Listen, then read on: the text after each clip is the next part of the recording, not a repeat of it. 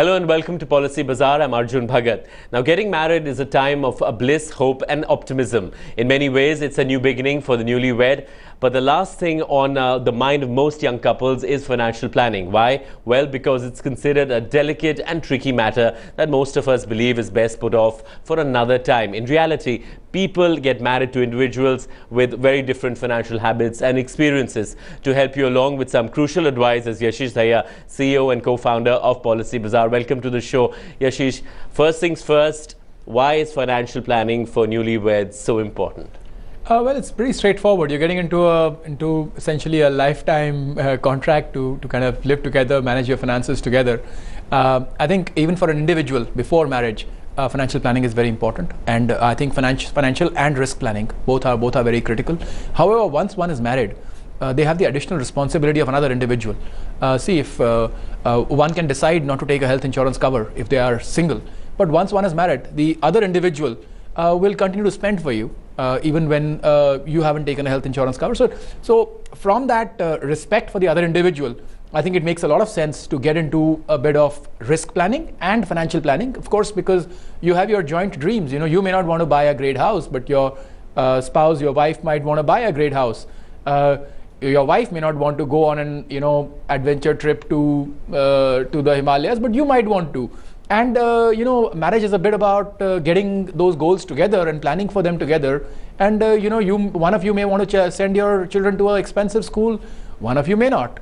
And again, it's about talking about those things and figuring out what do you want to do and planning for that, because if you're not planned, you're going to get very rude surprises. Now, financial planning is of course divided into a number of categories. So let's start with life insurance policies, which are crucial for young couples. I mean, what would you recommend that they start off with? I mean, we have to keep in mind that we are addressing a very large range of, and usually young couples don't have that much of financial resources with them. Yeah, but a life cover does not cost that much. Right. So, and especially at a young age. Especially at a young age, when somebody's getting married, I'm assuming they are between 25 to 35. Most of the people, good 90% of the people would be in that range. For them, taking a term cover of even a 1 crore rupees is going to be. So what you're saying, go for term covers right at the beginning. Is that what you're saying? It's very essential, because so far you had no dependents in most cases, and suddenly you're dependent on each other. Right. And specifically, there are two special cases here. If both have got income, then I think both should take out a term cover for themselves, because the family is dependent on that. They are both each other dependent on that. If one has an income, then it's even more essential that person takes out a term cover, because the other person is totally dependent on them for their financial needs. One cannot assume that they're going to suddenly start generating finances in case an unfortunate event happens. Right. In case you're a divorcee, and you've got one dependent from earlier, and you've got a second dependent coming along, and there may be kids both sides of the marriage, then you've got to have two term covers with two nominees. It's pretty straightforward, because both these groups eventually depend somewhat on your income. So I think a term cover is essential the moment you get married. It's pretty straightforward. Right. But the way a lot of young couples look at it, and that may be a habit that one has, over the years inculcated, to say that, all right, I'll buy a life insurance policy, which you pay every year, a traditional life insurance policy, and then you get something back at the end of 5 years. I mean, would you recommend the traditional approach that has been used for years and years? So it depends on the individual, right? It depends on the individual. If your objective is to get a regular sum of money every 3 years or every 5 years, which you can use for holidays, and do that in a slightly disciplined manner so that it doesn't strain you every time, suppose an individual has a 3 lakh rupee, 4 lakh rupee income, and they want to spend, let's say, 60,000 rupees every third year on a trip, right? That's part of their dream list. Then I think it would be good for them to take out one of those traditional plans, so that they can invest gradually, and they can take out that money at the right time. Which is basically a discipline issue. It's not a returns issue. You're not going to get very significant returns on that. You'll most probably get returns at around the 3%, 2 to 3% range. But it's a discipline issue, and those returns will be tax free. So that's an additional advantage. So 2 to 3% tax free is almost like a 6-7% with so you talked about couples fulfilling their dreams, whether it's educating their child in an expensive school or a college later on, or Yes. going for these holidays. So how would you recommend that they go about financial planning in that sense, so that when they are at a certain age, they do have that corpus? I think financial planning has got 3-4 objectives. I think the first one is, and it has to start that way, it has to start with risk planning, because your usual life you are sorted for. It's the unfortunate incidents that can happen if one of the individuals expires. More probable is one of the individuals get disabled or critically ill. At a young age, below 45, that happens a lot more often than death. Those covers need to be there. Basic health cover needs to be there. I think those are base risks one starts off with. Now the second risk one starts off with is what after 55, what after 65, when one is not working any further, but funds need to be there for that time. The great time to start pension planning is actually when you are very young, and specifically even before kids, because once the kids come, you will be earning and spending pretty much all the time, and hopefully your earning will be higher than your spending, but it can be the other way around also. So it's best to start saving upfront. So retirement planning should start almost instantaneously, and in your retirement planning you should have the right nominees and all. That's the second part. That's long-term financial planning. Then comes event planning, which is children graduating, and that will usually happen once kids happen. So one that can wait for when kids happen. Those are the kind of third level of planning. And then the fourth one should be entertainment planning, which is okay, you have certain goals, whether it's a house, whether it's a foreign trip. These are all dreams, right? One can live in a 2-bedroom house, one can live in a 4-bedroom house, but you have certain dreams, certain aspirations, and that's what life is about. It's not just about earning money and keeping money. It's about achieving those goals.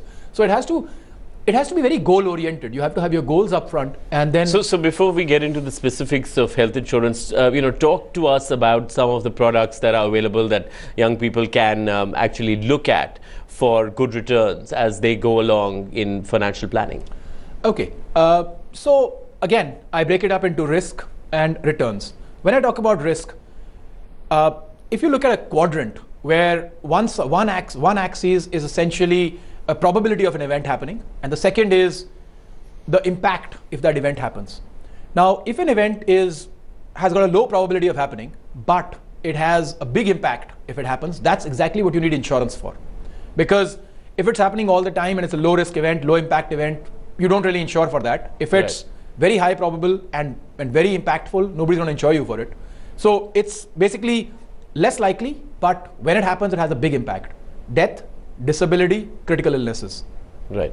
It has to go in that order. Remember, not even 1% of India's population. Forget 1% of India's population. I do want to add that one needs to be very non-emotional about this. One has to be non-emotional about it, because usually we pussyfoot and we say we don't really want to discuss these delicate issues. And but these are the events that can jeopardize everything, and one has seen it so often. So these death, critical illness, disability, they need to be covered for. Then comes health insurance, which is a must these days with the cost of health insurance going up. So should we talk about health insurance in more detail? So in health insurance, what one has to do is basically take out a plan which is roughly, you kind of look at your incomes, you take something about 1x of your income, 1 times your income, limited to about 6 to 10 lakhs. You don't need to go above that for a health insurance plan. One has to look at, one can take out a joint plan, because you're a young couple, both of you are hopefully quite fit, and nobody has a pre-existing disease, etc. yet. Maybe once you turn about 50, 55, you can separate these into individual plans. But at this stage, you can take a joint plan. As kids happen, kids can be added into these plans, and they can start becoming family floater plans with the kids in them. So that's how one should go about it. One must, as I said, take out those 3 covers, the term, critical illness, and disability rider up front. Now, when you look at a health plan, you may want to look at plans which allow maternity covers to set in about 2 years into the marriage, because that's the earliest. That's pretty much a given in most plans, the maternity plans. They do mostly go up to 4 years. They do go up to mostly 4 years, but some plans do allow up to 2 years also. So go for a plan that has up to 2 years. go for a plan that does not have too many sub-limits, because the last thing you want when you get into hospital is to worry about what are you covered for and what you're not covered for. So try to go for a plan which does not have sub-limits. If it has a 5 lakh rupee cover, it has a 5 lakh rupee cover. Up to 5 lakh rupees, stuff is covered. Try to get something for daycare, treatments, etc. Once these basic things are sorted, also plan for the retirement, also plan for the holidays, also plan for the house. There is no straying away from those. Right, Yashish, it's time for a short break. We'll continue this discussion. We'll also take your questions. Yashish, we're talking about newlyweds, we're talking about their financial planning, the importance therein of that. Tell me about the need for transparency between both the spouses in terms of financials, in terms of, what the other one knows about, how the habits are. I mean, is that important? I think, it's not the only thing you would discuss, of course, but I think spending 10-15% of your time roughly on these matters is good. I think it's good to be saved the surprises later. I see so many couples when, the habits are so different. A bit of joint planning is not a bad thing. How much capital does each one have? How are they planning to bring it together? What are the incomes? What are the spends? What are the credit card pieces? It helps not getting into the bliss so much that 15 days later you've woken up blindly. Yeah, you've woken up 15 days later with massive credit card bills in excess of income, and you've got strange pains going on for the next 6 to 8 months, which can lead to stress and sometimes even breakup, which is unnecessary. If a little bit of planning happened, those financial strains would be saved. I think joint accounts are a great idea, because joint accounts allow you to pool your resources, which is also a very shock. Like if there were two individuals and they both had, shocks happen to everyone in terms of costs, etc. But if there are two individuals that pool their resources, they can balance out the shocks. So marriage can be a great place for whether two people are earning, whether one person is earning. From a financial planning perspective, if they move ahead together, they can, 1 and 1 they say is 11. So together they can be very, very, very strong place. But I think the transparency and having the courage to ask that, I've seen so many marriages where there's a surprise right after the marriage in terms of the financial situation of the other partner. I think a bit of talking about it is not a bad idea. Right. And what about, home loans and, buying a new home and coverage of that? I mean, are those aspects really important for newlyweds? So I think home insurance would come in once a person has a home, as would car insurance, etc. However, even if you do not have a home, you can insure the contents. Even as a rent-paying tenant, you can insure the contents. So if you have a television at home, if you have a refrigerator at home, if you've got jewelry at home, all of those things can be covered against theft at least. So yes, you should consider that as one of the risk mitigation pieces.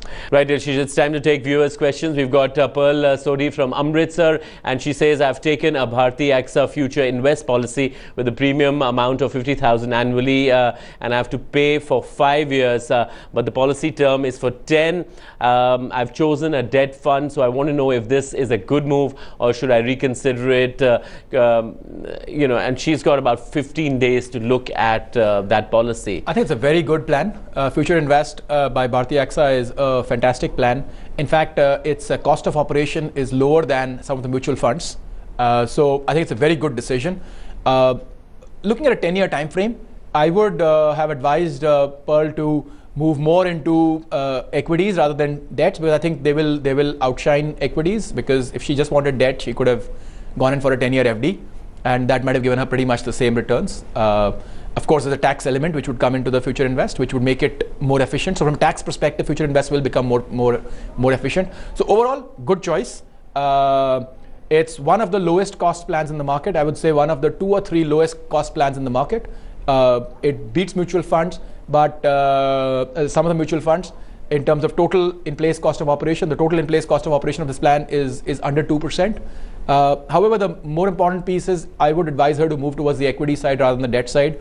While debt is safer and she gets a guaranteed return, I think the equities will end up over a 10-year period giving her a return about 1.3 to 1.5 times what the debt funds will give.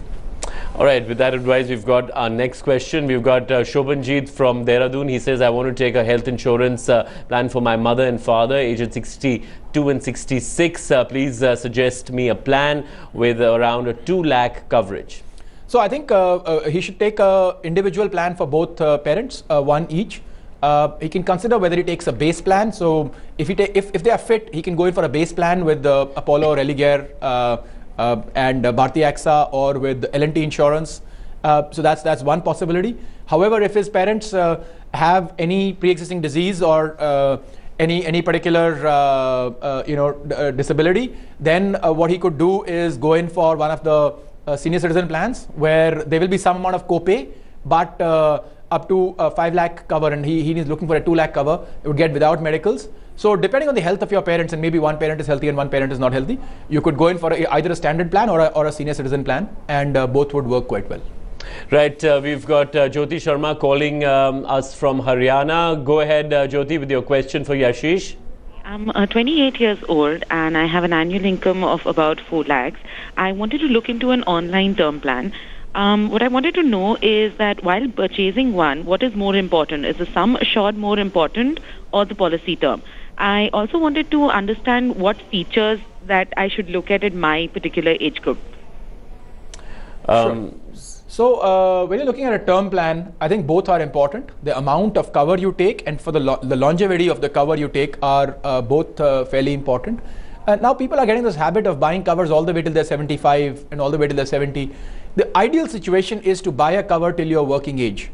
Term insurance is not meant to be an earning device, because otherwise everybody would take a cover up to 100 years and hopefully everybody would get paid at some point. Like, not hopefully, but yeah, most people would get paid at some point.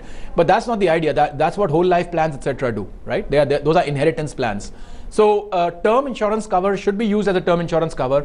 It should cover you till your retirement age, which is roughly about 65 to 70, and most insurance plans actually cover you for that. So I think that's the advice that I would pass forward to you. And you should look at the amount of cover that you are receiving. You should look at the add-ons that you receive. And I would say specifically look at critical illness and disability. Most people in the country are ignoring these. Remember, a disabled individual can have a financial implication much higher than death, or higher than death at least, as can a critically ill person. So please look at these two. There is of course a terminal illness benefit which one can also take, but remember, in a terminal illness benefit you will only get that benefit if a doctor certifies that there is no chance of improvement. So it's very rare that a doctor will actually give you that kind of certificate, and if they do provide you the certificate, they'll probably be about 2-3 months before death anyway, so you would receive those funds, but they'll be quite late. Thanks, Yashish. Now that's all the time that we have on this show, but you can write to us at ask@policybazaar.com, Twitter, or on Twitter at @policybazaar_in, and we'll see you next time. Goodbye.